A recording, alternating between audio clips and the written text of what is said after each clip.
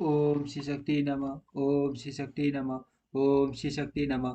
छठी का योग अग्नि से अपने शरीर को भस्म देना, दर्शकों का हाहाकार, शिव पार्षदों का प्राण त्याग तथा दक्ष पर आक्रमण, रिपुओं द्वारा उनका भगाया जाना तथा देवताओं की चिंता।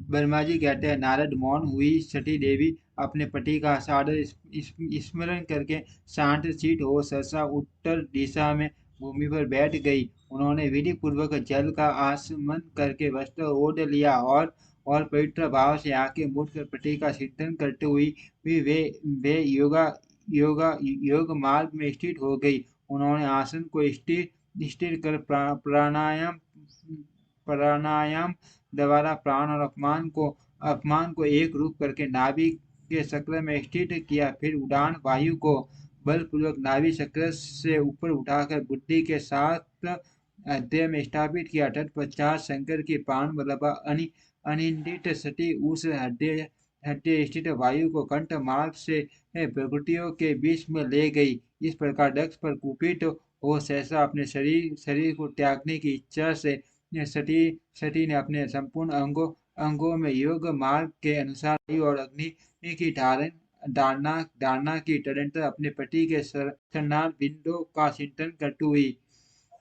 सती ने अन्य सब वस्तुओं का ध्यान भुला दिया।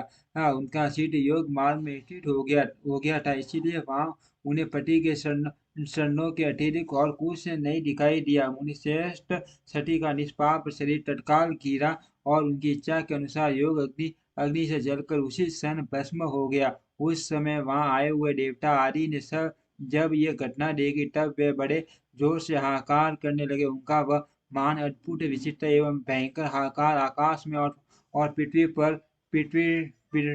तल पर सब ओर फैल गया।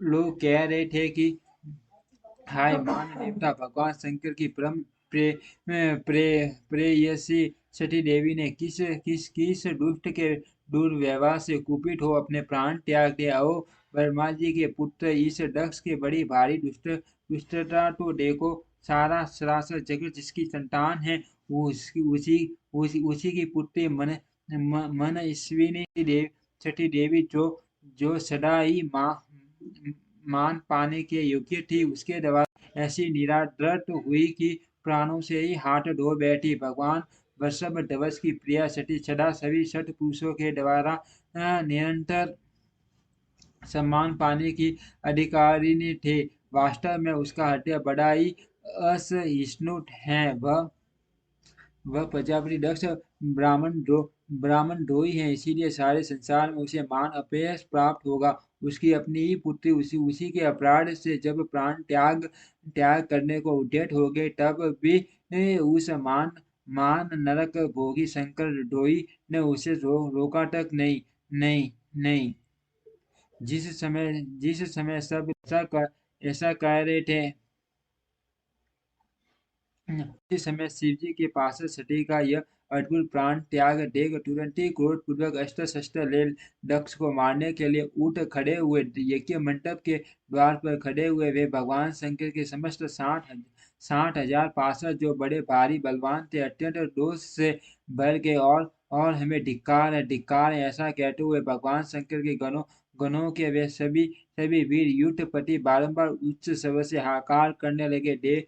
देवऋषि कितने ही पार्षद तो वहां शोक से ऐसे व्याकुल हो गए कि वे अत्यंत तीखे प्राणनाशक शस्त्रों द्वारा अपने ही मस्तक और मुख आदि अंगों पर आघात करने लगे। इस प्रकार 20,000 पार्षद उस समय 10 कन्या सती के साथ ही नष्ट हो गए। वह एक अद्भुत सी बात हुई। नष्ट होने से बचे हुए महात्मा शंकर के वे प्रथम गण क्रोध युक्त दक्ष को मारने के लिए हथियार लिए उठ खड़े हुए।